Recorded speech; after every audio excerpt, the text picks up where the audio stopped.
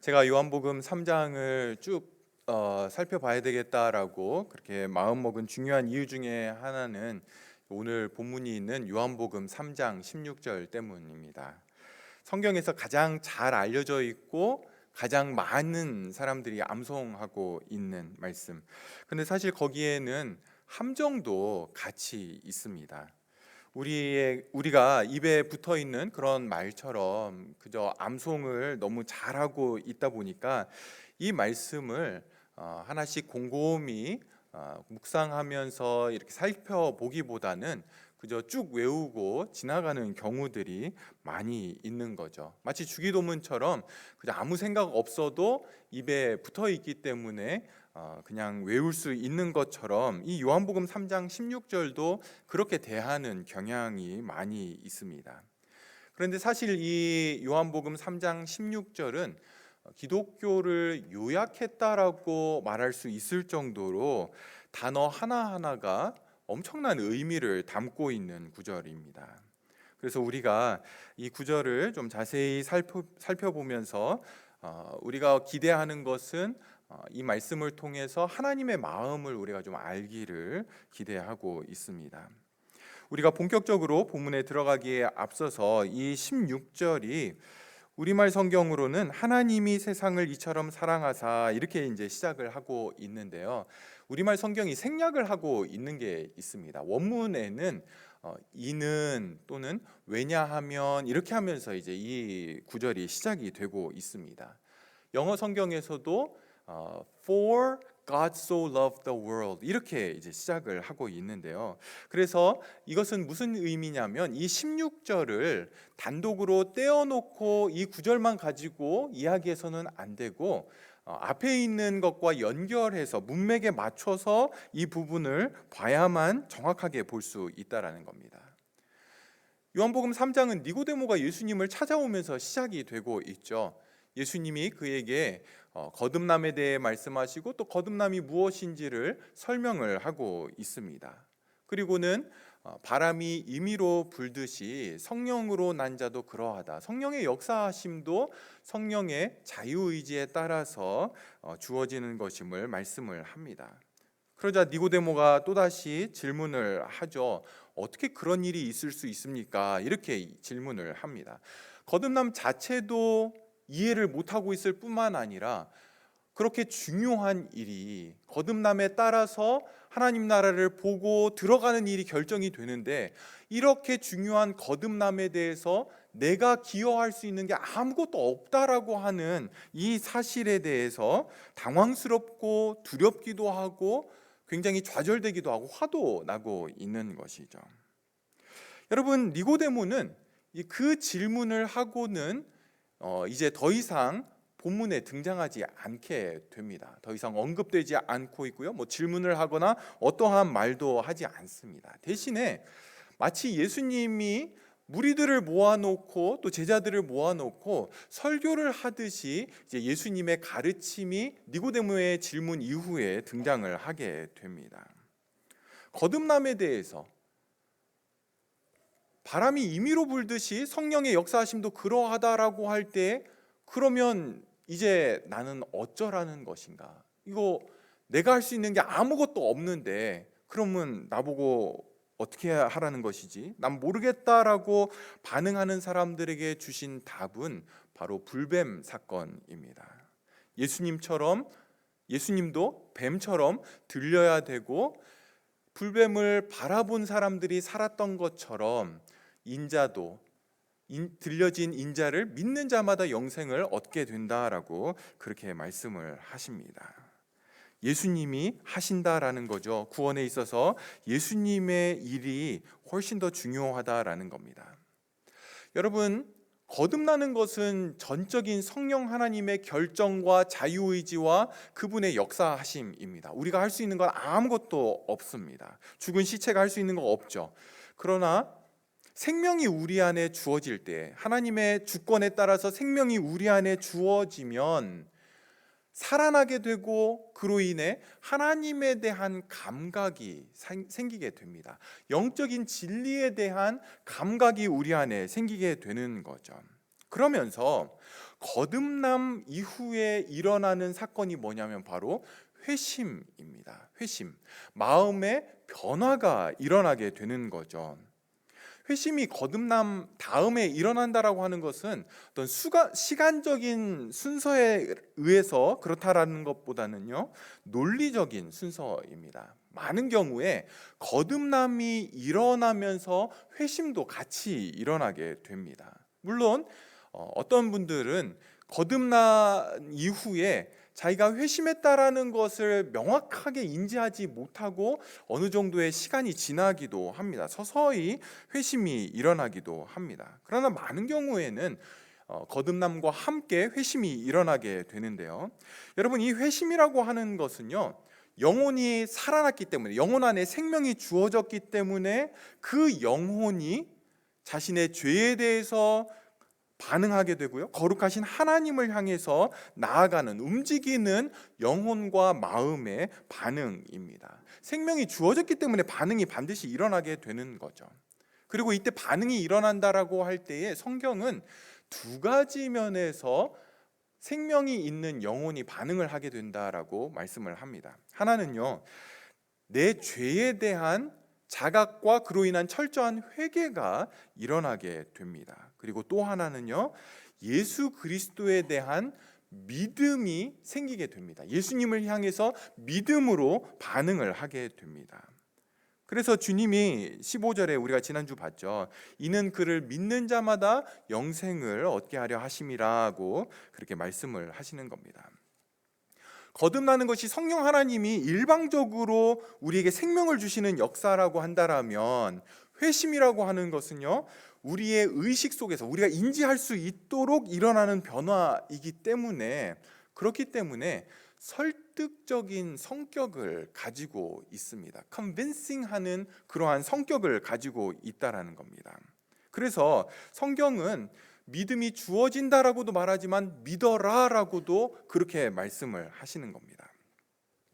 여러분, 믿음이 설득적이다라고 할 때에 누가 누구를 설득하는 거냐라고 하면 그것은 하나님이 우리를 설득하는 것입니다. 그러니까 믿음이라고 하는 것은 하나님이 우리를 설득하신 열매, 그것이 바로 우리의 믿음이라는 겁니다. 십자가에 달린 예수를 바라볼 때에 그것을 통해 하나님은 우리를 설득하시죠. 우리로 하여금 예수님이 구원자시고 그분이 우리의 주인이시고 왕이시고 우리를 사랑하시고, 어떤 성경이 그런 모든 진리들을, 예수 그리스도를 바라볼 때 하나님께서 우리를 설득하십니다. 물론 성령 하나님이 그 일들을 우리 안에 하시게 되는 거죠. 그리고 그 결과로 인해서 우리는 예수를 믿는 믿음이 생기게 되는 것입니다. 여러분, 예수님 없이 설득당할 수 있는 방법은 없습니다. 그러니까 성경이 말하는 믿음은 오로지 예수 그리스도, 그분의 복음을 통해서만 우리에게 주어지게 됩니다. 기적을 본다고 해서 믿음이 생기지 않습니다. 제가 토론토에 살 때 몬트리올에 여행을 가서 세인트 조셉 성당을 간 적이 있습니다. 이게 굉장히 큰 그런 성당인데요, 내부도 굉장히 아름답습니다. 이 성당이 또 유명한 이유가 있는데요, 이 성당을 처음 세웠던 사람이 안드레라고 하는 수도사였는데요, 이 사람이 성당을 세우고 또 병을 낫게 하는 그런 능력이 있었다고 합니다. 그래서 그 성당을 찾아오는 그 병든 자들을 이렇게 기도하면 낫게 되었고, 또 그 중에는 지팡이를 짚고 걸어왔다가 나아서 이렇게 이제 돌아간 사람들이 있는데, 그 사람들이 이렇게 이제 지팡이를 그 성당에다가 걸어 놓았습니다. 그래서 성당 안에 여러 곳에 이렇게 이제 지팡이들이 있는 것을 볼 수 있는데요, 제가 보니까 지팡이 모양들이 좀 비슷한 거 보니까 일부러 걸어 놓은 것 같아요. 각자 가지고 온 것 같지는 않고요. 어쨌거나 그러한 이야기들이 있어서 지금도 어떤 사람들은 그 성당이 이제 높은 언덕에 있는데 거기까지 올라가는 계단이 300개라고 합니다. 그래서 이 성당 계단을 무릎으로 올라가면서 간절히 기도하면 소원이 이루어진다, 또는 병이 낫는다, 어떤 이런 이야기들이 있어서 지금도 그렇게 무릎으로 올라가는 사람들이 있다고 합니다. 제가 갔을 때는 너무 더운 여름이어가지고 성당 그 계단을 걸어가는 사람도 없을 정도로 아무도 없었는데요. 어쨌거나 현대 의학으로도 고칠 수 없는 병이 기적적으로 낫는다라고 해서 예수를 믿는 믿음이 생기지 않습니다. 그렇기 때문에 저희 교회는 은사 집회, 치유 집회 이런 거 하지 않습니다. 거기에서 믿음이 나오지 않기 때문에 대신 오로지 예수 그리스도의 복음만 붙들고 있습니다. 왜냐하면 예수 그리스도의 복음만이 길이요 진리요 생명이기 때문에 예수 그리스도로 말미암지 않고는 하나님께로 갈 수 있는 방법이 없기 때문에 우리 교회는 그렇게 복음 그리고 복음이 선명해지기를 원하는 교회입니다. 여러분, 믿음은 반드시 예수 그리스도를 바라보는 것을 통해서, 예수 그리스도의 복음을 통해서 하나님이 우리를 설득시킨 결과로서 믿음이 우리에게 주어지게 됩니다. 그렇기 때문에 주님은 거듭남에 대해서 이야기하면서 불뱀 사건 그리고 그것을 이제 믿음으로 지금 연결을 시키고 있습니다. 그리고 오늘 본문에서도 믿음에 대한 이야기를 예수님이 계속하고 있습니다. 16절이 어떻게 열리고 있습니까? 하나님이 세상을 이처럼 사랑하사. 여러분, 기독교는 하나님이 세상을 사랑한 것에서 시작이 되는 종교입니다. 너무나 중요하기 때문에 오늘은 이 부분만 우리가 좀 살펴보려고 하는데요. 여러분, 하나님께서 세상을 이처럼 사랑하셨다라고 할 때에 그 사랑의 그 대상이 무엇입니까? 세상이죠. 하나님이 세상을 이처럼 사랑하셨다라고 이야기를 합니다. 그러면 이 세상은 뭘 말하는 것일까요? 밴프나 제스퍼 같은 그런 로키와 같은 아름다운 나야가라 폭포와 같은 그런 아름다운 그런 세상을 말하는 것이 아닙니다. 성경이 말하는, 특별히 요한이 말하는 세상은요, 하나님을 떠나 죄로 물들어 있고 하나님을 거부하고 자기중심적으로 나 중심적으로 살아가는 그러한 인류, 그러한 세상을 가리켜서 세상이라고 부르는 겁니다. 요한복음 7장 7절에 보시면 세상이 너희를 미워하지 아니하되 나를 미워하나니 이는 내가 세상의 일들을 악하다고 증언함이라. 여러분, 세상을 뭐라고 이야기합니까? 세상은 주님을 적극적으로 미워하는 세상입니다. 하나님이 이 세상을 보시면서 선을 행하는 자가 있는가 이렇게 보려 하신즉 선을 행하는 자도 없고 의인도 없고 깨닫는 자도 없고 하나님을 찾는 자도 없고 다 무익하게 되어서 선을 행하는 자가 하나도 없는 곳, 그것이 지금 3장 16절이 말하는 세상입니다. 요한복음 14장 17절에는 그는 진리의 영이라 세상은 능히 그를 받지 못하나니 이는 그를 보지도 못하고 알지도 못함이라. 그러니까 하나님을 적극적으로 밀어내고 거부하는 것이 세상인 거죠. 하나님을 알지도 못할 뿐만 아니라 알려고 하지도 않는 곳, 그것이 바로 요한이 말하는 세상입니다. 여러분, 세상이 무엇 때문에 이렇게 하나님을 거부하고 밀어내고 하나님을 미워하게 되었습니까? 죄 때문이죠. 죄 때문에 그렇습니다. 그런데 16절은 하나님이 세상을 이처럼 사랑했다라고 그렇게 진술을 하고 있습니다. 하나님이 그러한 세상을 사랑하신 것입니다. 여러분, 하나님이 왜 이 말씀을 하고 있습니까? 어떠한 마음으로 저와 여러분에게 하나님이 저와 여러분을 사랑하신다, 세상을 사랑하신다라고 말씀을 하는 겁니까? 하나님이 좀 생색을 내고 싶으신 건가요? 야, 니들 내 마음 잘 모르지? 나 니네들 진짜 사랑해, 이렇게 하시기 위해서 하는 겁니까? 그렇지 않습니다.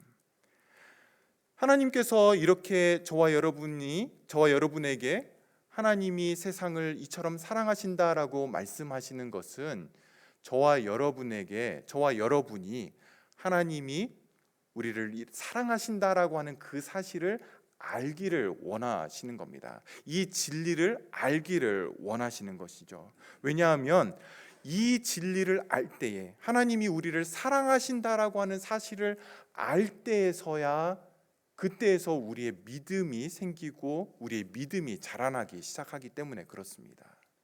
하나님이 뭘 했느냐 하는 것 중요합니다. 그런데 그것보다 더 중요한 것은 왜, 어떤 마음으로 하나님이 이거를 하셨는가를 우리가 알 때, 그게 느껴질 때 사실은 우리가 하나님을 믿게 됩니다. 우리가 예수 그리스도를 신뢰하게 되는 것이죠. 하나님이 우리를 사랑하신다라는 걸 다 빼고 그냥 겉으로 드러난 것만 가지고는 절대로 우리가 하나님을 사랑하는 마음이 잘 생기지가 않습니다. 그래서 하나님께서는 우리가 그분의 사랑을 알기를 원하셔서 이렇게 말씀을 하시는 거죠. 여러분, 하나님은 하라와 하지 말라로 우리를 조종하시는 분이 아니십니다.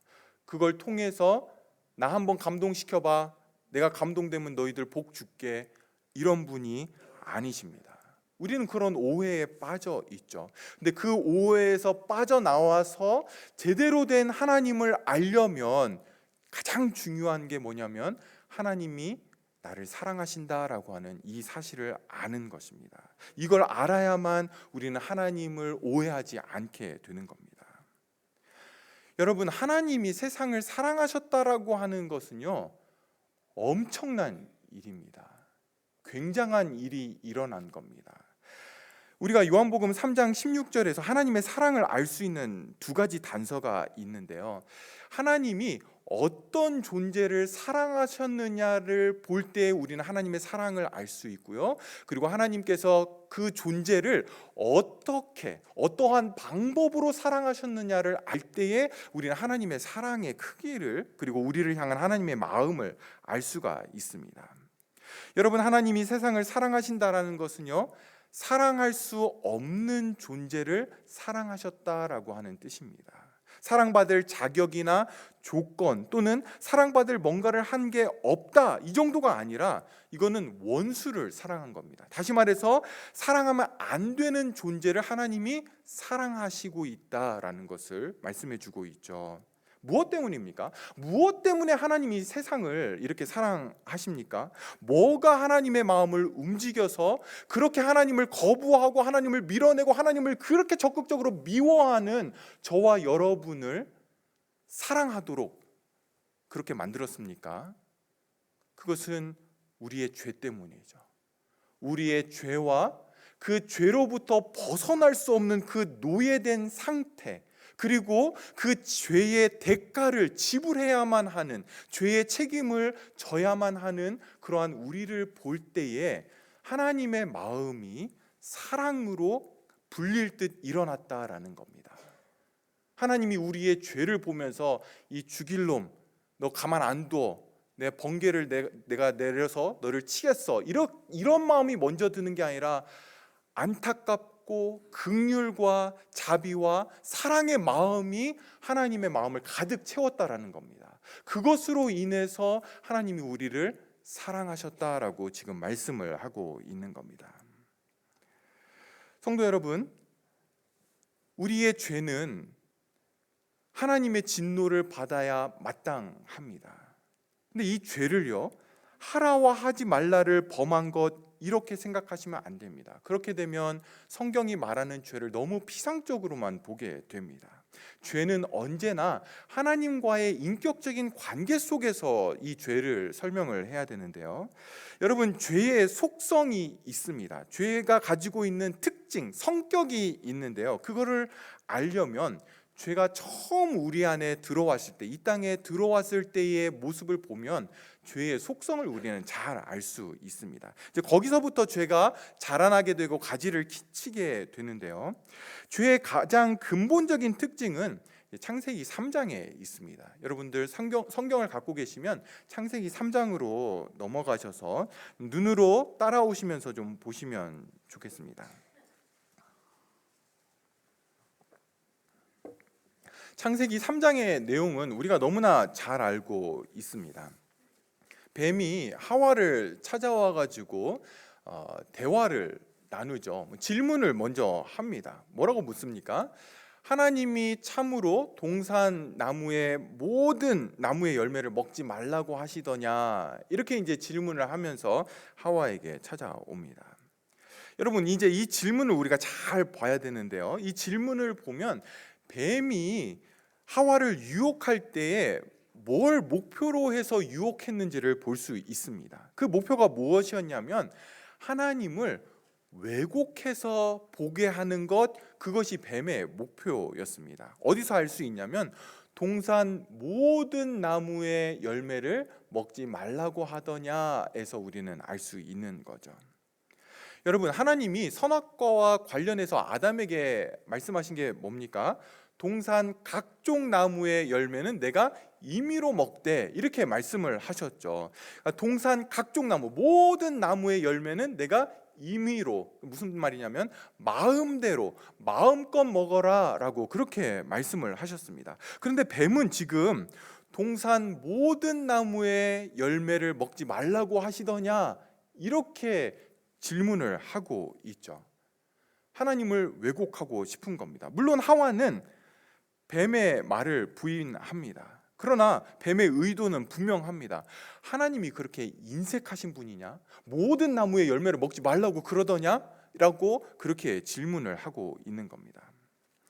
여러분, 하와가 뱀의 말을 부인하면서 대답을 하는데, 이 대답도 한번 잘 보십시오. 뭐라고 대답하냐면 동산 나무의 열매를 우리가 먹을 수 있으나, 부인은 했죠. 뱀의 말을 부인은 했습니다. 그런데 하나님의 말씀과 같이 그렇게 대답하지는 않았습니다. 모든 나무의 열매를 먹어도 된다라고 했는데 하와는 모든을 뺐습니다. 동산 나무의 열매를 우리가 먹을 수 있다. 또 임의로 먹어라, 마음껏 먹어라, 마음대로 먹어라 라고 하나님 말씀하셨는데 그 임의로, 마음대로는 또 뺐죠.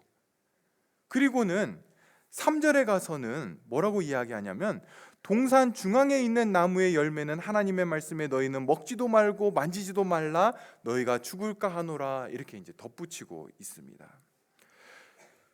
여러분, 하나님은 선악을 알게 하는 나무의 열매는 먹지 말라, 네가 먹는 날에는 정령 죽을 것이다, 이렇게 말씀을 하셨는데 하와는 그 선악과는 먹지도 말고 만지지도 말라라고 그렇게 이야기를 했습니다. 여러분, 아담과 하와가 선악과를 따서 그걸로 던지기를 하고 공놀이를 해도 될까요? 안 될까요? 해도 됩니다. 하나님은 먹지 말라고 했지 만지지도 말라 이런 얘기 하지 않았죠. 근데 하와는 뭐라고 이야기하냐면 먹지도 말고 만지지도 말라고 그렇게 하나님이 말씀하셨다, 이렇게 대답을 합니다.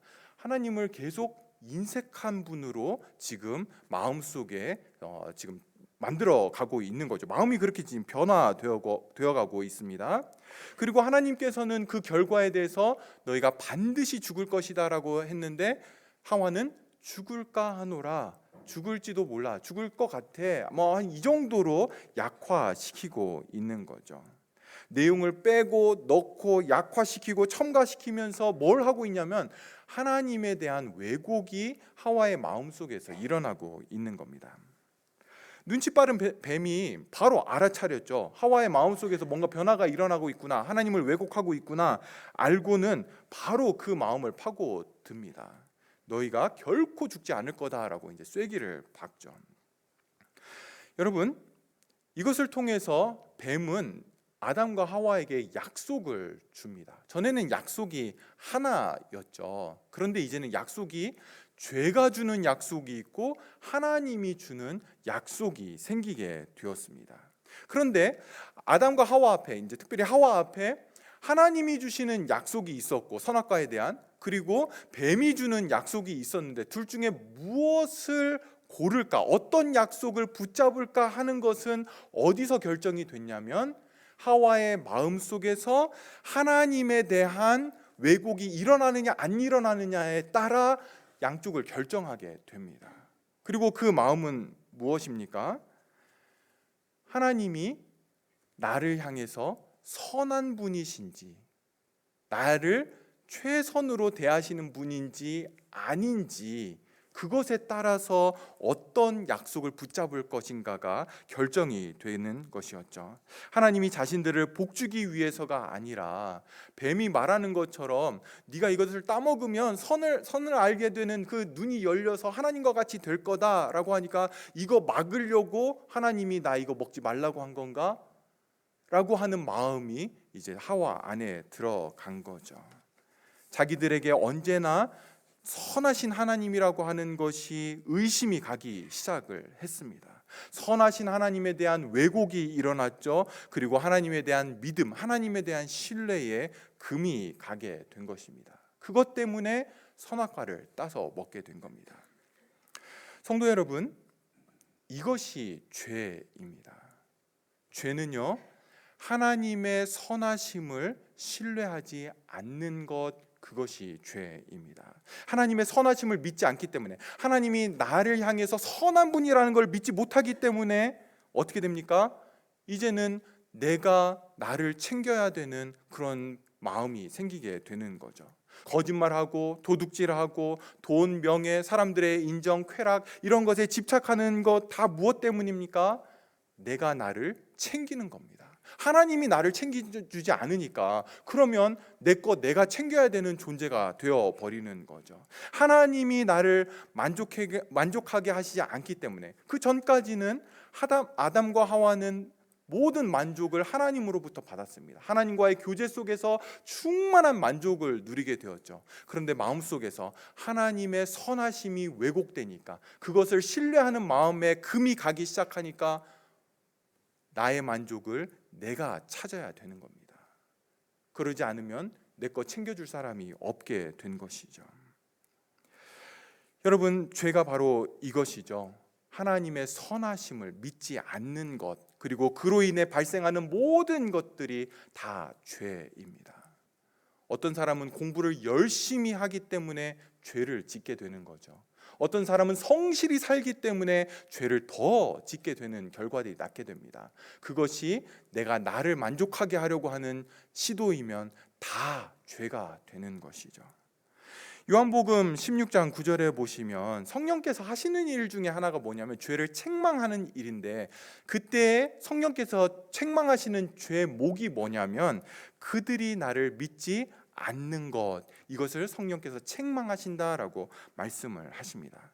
여러분, 한 사람이 지옥에 가는 것은요, 뭔가 큰 죄를 짓고 뭔가 대단한 죄를 지었기 때문에, 그 죄의 무게가 중하기 때문에 그런 것이 아니라 나를 지으시고 나의 주인 되시는 분이 선하신 분이라는 것을 놓치고 그것이 왜곡되고 그 하나님을 신뢰하지 않는 불신 때문에 생겨나는 죄 때문에 지옥에 가게 되는 것입니다.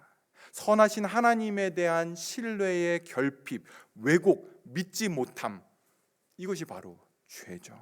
하나님이 언제나 나에게 최상의 것으로 공급하신다라는 것을 믿지 않고 의심하는 것, 죄입니다.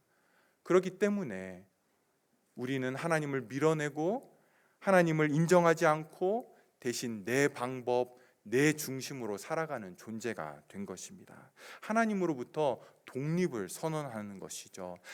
피조물이 창조주로부터 나 이제 하나님 필요 없습니다, 내 방식으로 나는 만족을 찾을 겁니다, 그게 선악과를 따먹는 것이었고, 그리고 우리가 죄를 짓는 모든 것의 밑바탕에 있는 것, 하나님의 선하심을 신뢰하지 않는 것입니다.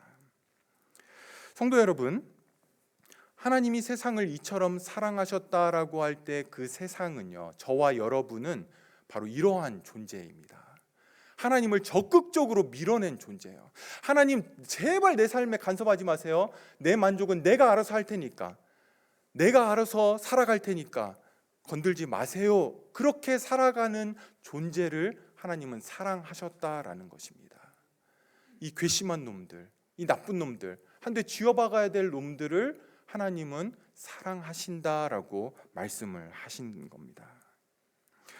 성도 여러분, 여러분이 하나님에 대해서 무엇을 알고 무엇을 믿고 무엇을 이해하든지 그것을 뒤로 하고 여러분들이 절대로 놓치지 말아야 되는 것이 뭐냐면 하나님이 저와 여러분을 사랑하신다라는 사실입니다. 이것만큼 우리가 하나님에 대해서 붙잡아야 될 것은 없습니다. 다른 거 다 이해 못해도 됩니다. 하나님이 나를 사랑하신다라고 하는 사실은 절대 놓치지 마십시오. 이것처럼 중요한 것은 없습니다. 여러분, 자격도 안 되고 반역자이고 원수인 나를 사랑하셨다라고 하는 이 사실은 그 어떠한 선언보다도 놀랍고 위대한 선언입니다. 여러분, 우리는 성부 하나님에 대해서 생각을 하면 물론 하나님은 사랑이시다라고 하는 그 말씀을 우리가 다 알고 있지만 우리의 마음은요, 하나님은 거룩하시고 공의로우시고 의로우신 분이시기 때문에 나를 보면 내 죄에 대해서 화를 내시고 진노하시고 벌을 내리시는 그런 분으로서 그러한 사실이 훨씬 더 우리 마음 가운데는 크게 자리를 잡고 있습니다. 하나님이 세상을 이처럼 사랑하사 외우고 있고 알고 있고 다 모르는 사람 아무도 없습니다. 그런데 그저 상식선에서 그저 하나의 진술에 불과한 것으로 그렇게 여기는 경향이 있죠. 항상 듣는 말씀이기 때문에 별다른 감흥 주지 않습니다. 아무런 감동도 되지 않습니다. 다 나 알고 있어라고 그렇게 반응을 하게 되죠. 대신에 우리의 죄에 대해서 하나님은 진노하시고 죄를 짓는지 안 짓는지 어디서든 지켜보고 계시고 어떤 그러한 분으로 하나님을 우리는 바라보고 있죠. 우리 죄를 보면서 우리를 벌하셔야 되는, 화를 내시는 분으로 느껴집니다. 그리고 그렇게 우리에 대해서, 나에 대해서 화가 나 있는 그 하나님에게 아들 예수님이 가셔서 쟤들 얼마나 불쌍합니까? 아버지, 제가 대신 저들의 죄를 다 지고 십자가에 죽을 테니까 저들 용서해 주세요. 마치 그렇게 부탁한 것처럼 느껴집니다. 근데 여러분, 우리를 향한 예수님의 마음과 하나님의 마음은 다르지가 않습니다. 예수님은 누구십니까? 눈에 보이지 않는 아버지 하나님을 보이도록 드러내신 분이 바로 예수님이십니다. 보이지 않는 하나님의 마음이 어떠한 것인지를 눈으로 보이도록 그렇게 가지고 이 땅에 오신 분, 그분이 바로 예수님이신 거죠. 그렇기 때문에 성부의 마음과 성자의 마음은 절대로 다르지 않고 같은 겁니다. 그렇다면 죄를 지은 우리를 보실 때 하나님이 가장 먼저 느끼시는 마음이 뭡니까? 사랑이라는 겁니다. 우리의 죄를 보면서 우리를 벌하실 생각을 먼저 하거나 우리에게 화를 내시는 것이 먼저가 아니라 하나님의 마음, 그분의 마음은 그러한 우리를 보면서 긍휼과 자비와 안타까운 마음들이 훨씬 더 먼저 작동을 한다라는 겁니다. 여러분들이 그렇게 믿지 않는 얼굴을 하고 계시니까 성경 한 구절을 좀 보겠습니다. 여러분, 구약 성경 예레미야 애가를 한번 보시죠. 예레미야 애가 3장 33절을 좀 보겠습니다. 이 예레미야 애가는 대부분의 학자들이 예레미야 선지자가 썼다라고 그렇게 이제 보고 있는데요. 여러분, 예레미야 선지자가 뭘로 유명합니까? 네, 눈물의 선지자죠. 이스라엘 백성들의 죄로 인해서 바벨론으로 인한 형벌을 당할 때, 침략을 당할 때, 그게 이제 하나님의 징계였죠. 그 모습들에 너무나 슬퍼하고 눈물로 보낸 선지자가 이제 예레미야인데요. 이 예레미야 선지자가 예레미야서를 쓰고 예레미야 애가를 썼는데, 이 예레미야 애가는 뭐냐면 그러한 이스라엘 백성들의 그 아픔과 슬픔과 기아와 죽음과 절망과 어떤 이러한 것들을 시로 쓴 겁니다. 슬픔의 시로 이렇게 적어 놓은 것이 바로 이 예레미야 애가인데요. 이 예레미야 애가의 중심에 있는 게 뭐냐면 바로 3장 33절입니다. 화면에 있는데요. 우리가 같이 한 목소리로 읽어보겠습니다. 주께서 인생으로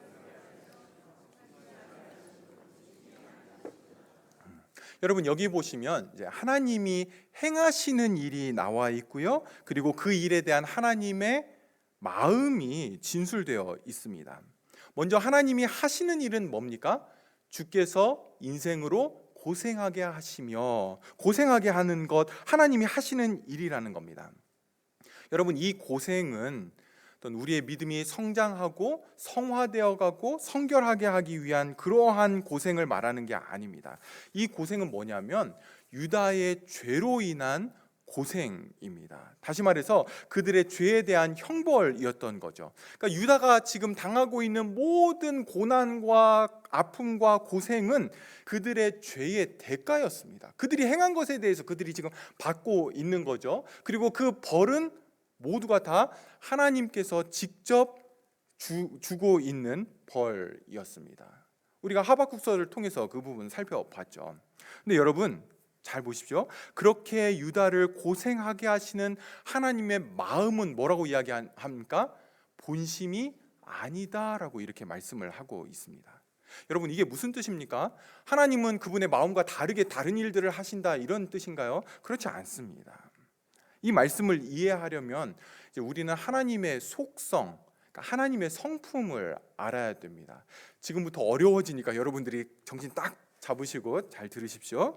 하나님에게는 두 가지 대표적인 속성이 있습니다. 뭡니까?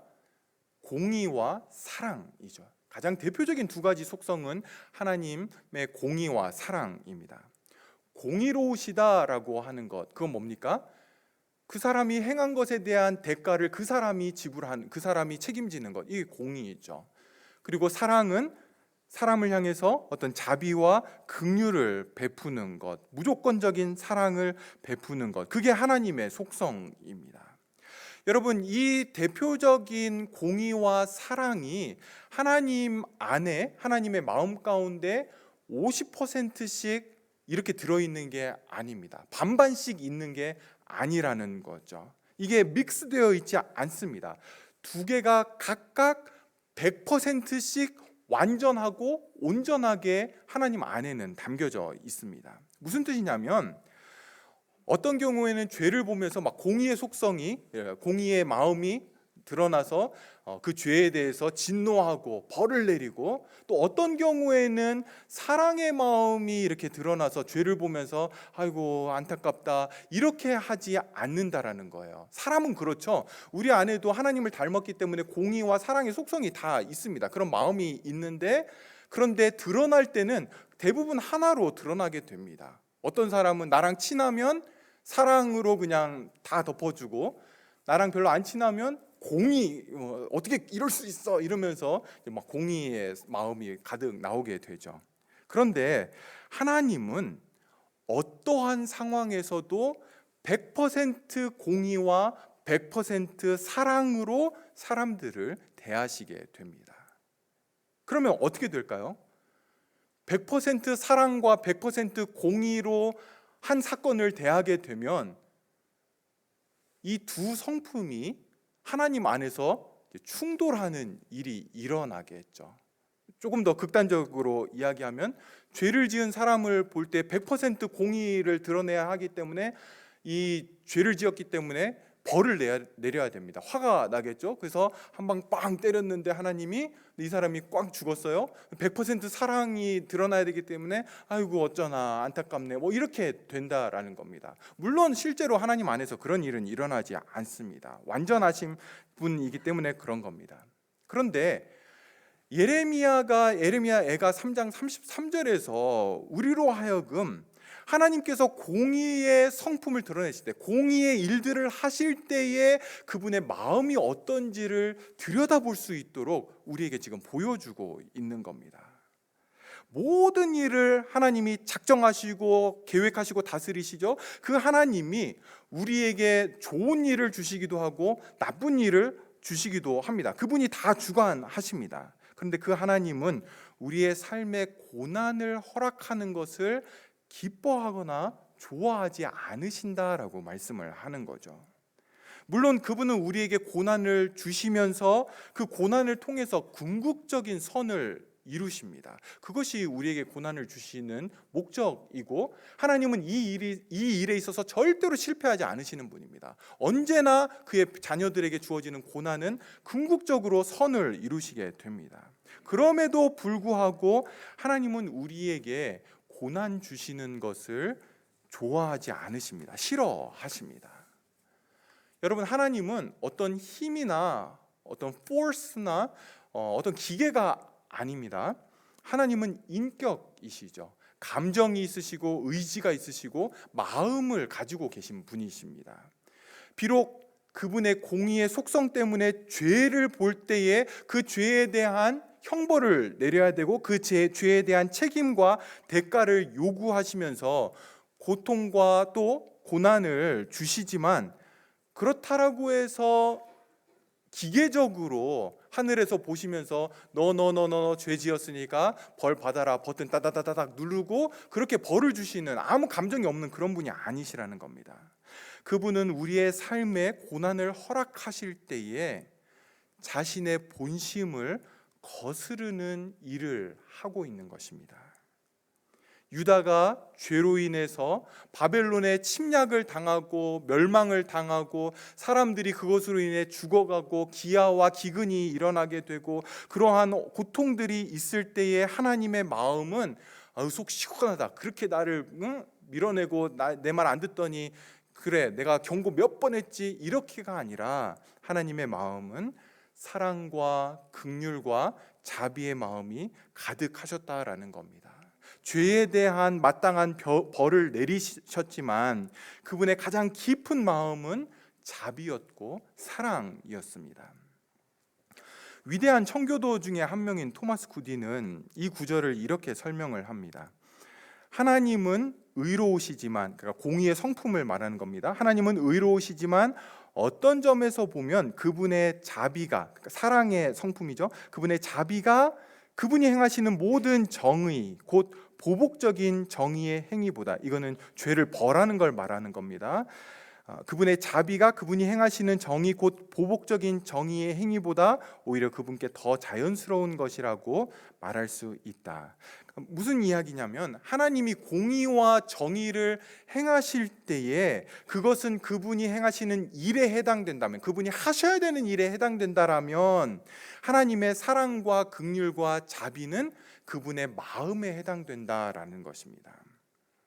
이사야 28장 21절을 보시면 대저 여호와께서 브라심 산에서와 같이 일어나시며 기브온 골짜기에서와 같이 진노하사 자기의 일을 행하시리니 그의 일이 비상할 것이며 자기의 사역을 이루시리니 그의 사역이 기이할 것임이라. 여러분 여기 보시면 하나님이 진노하사 자기의 일을 행하시는 것, 이게 뭐냐면 하나님이 죄에 대해서 징벌하는 것을 의미하는 것입니다. 그런데 그 일을 뭐라고 이야기합니까? 그의 일이 비상할 것이며 자기의 사역을 이루시니, 이 사역 똑같이 죄에 대해서 징벌하는 걸 말하는 겁니다. 그의 사역이 기이할 것임이라, 이렇게 말씀을 하고 있죠. 여러분 여기 일이 비상하다라고 하는 것은요, 영어 성경에서는 strange work 이렇게 번역을 했고요. 사역이 기이할 것, 이것을 영어 성경에서는 alien is his work 이렇게 번역을 하고 있습니다. 그러니까 alien은 외계인을 말하잖아요. 이질적인 것, 적합하지 않은 것, 부자연스러운 것, 이런 의미를 가지고 있습니다. 하나님이 죄에 대해서 징벌하고 징계하고 벌을 내리는 것, 이 일이 하나님에게 있어서는 스트레인지한 일이고 그리고 부적합하고 부자연스러운 일이다라고 이사야 선지자가 이야기를 하는 것이죠. 하나님의 깊은 내면에서 발견하는 그분이 좋아하시는 일, 그분이 하고 싶어하는 일, 그분의 본성에 가장 잘 어울리는 일은 뭐냐면 죄인에게 긍휼을 베풀고 사랑을 베풀고 자비를 베푸는 것이 하나님의 마음이라는 겁니다. 그렇기 때문에 오늘 본문에서 예수님이 하나님이 세상을 이처럼 사랑한다라고 말씀을 하고 있는 겁니다. 예레미야 32장 41절을 보시면 내가 기쁨으로 그들에게 복을 주되 분명히 나의 마음과 정성을 다하여 그들을 이 땅에 심으리라. 여러분 하나님께서 이스라엘 백성들에게 복을 주는 것은 어떻게? 내가 기쁨으로 복을 주고 분명히 나의 마음과 정성을 다해서 그들을 이 땅에 세워놓겠다, 이 땅에서 잘 번성하도록 하겠다라고 그렇게 말씀하시는 겁니다. 그게 하나님의 마음이라는 거죠. 하나님에 대해 우리의 본성은, 그러니까 죄악된 본성은 하나님이 우리의 죄에 대해서 징벌하고 진노하고 그리고 화를 내는 것이 하나님에게 자연스럽고 죄인에게 사랑을 베풀고 자비를 베푸는 것이 부자연스러운 일인 것처럼 우리는 느껴지지만 예레미야가 우리에게 보여주는 것은 하나님의 마음은 반대라는 것입니다. 하나님이 죄인을 용서하기 싫어하고 그리고 진노와 저주를 주고 싶은데 예수님이 그분의 앞을 가로막아서 얘네들 너무 불쌍하잖아요. 내가 대신 벌을 받겠습니다. 이렇게 하신 것이 아니라 하나님이 저와 여러분을 이처럼 사랑하사 구원의 모든 일들을 이루시고 시작하신 것입니다. 저와 여러분이 이 자리에 앉아 있는 것, 하나님이 저와 여러분을 사랑하셨기 때문에만 우리는 이 자리에 앉아 있을 수 있는 겁니다. 하나님의 구원의 자녀가 된 것, 그것은 오로지 그분이 우리를 사랑하셨기 때문에만 우리가 그분의 자녀가 될 수 있는 것입니다. 여러분, 절대로 다른 것 다 잊으셔도 하나님이 우리를 사랑하셨다라고 하는 것 잊으시면 안 됩니다.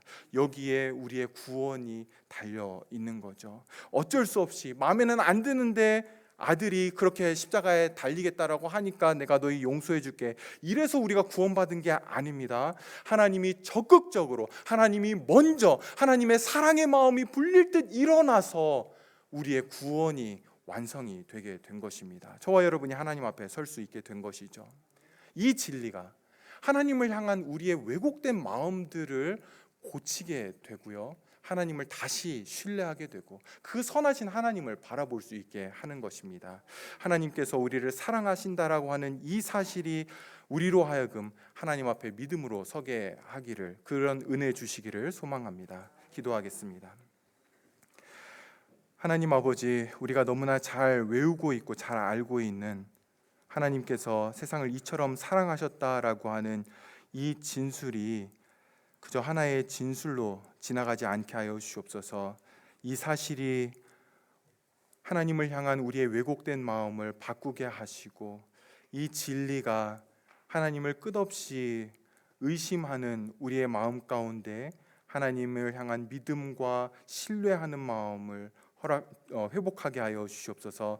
성령 하나님, 우리의 힘으로 되지 않습니다. 진리를 통해 역사하시는 그 성령 하나님께서 이번 한 주간 이 진리를 묵상하며 이 진리를 가지고 고민하는 모든 심령 가운데 하나님이 사랑이심을, 하나님이 우리를 사랑하심을 들려주시옵소서. 예수님의 이름으로 기도합니다. 아멘.